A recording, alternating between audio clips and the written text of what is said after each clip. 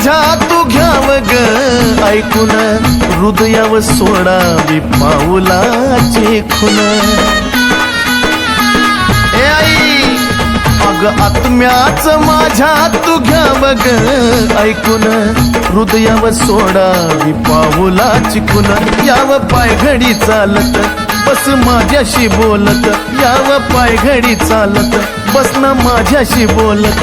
अग दुसरी इच्छा काही नाही माये, दुसरी इच्छा काही नाही. मग अग येणा माय तुला देहाची पायघडी टाकू काय.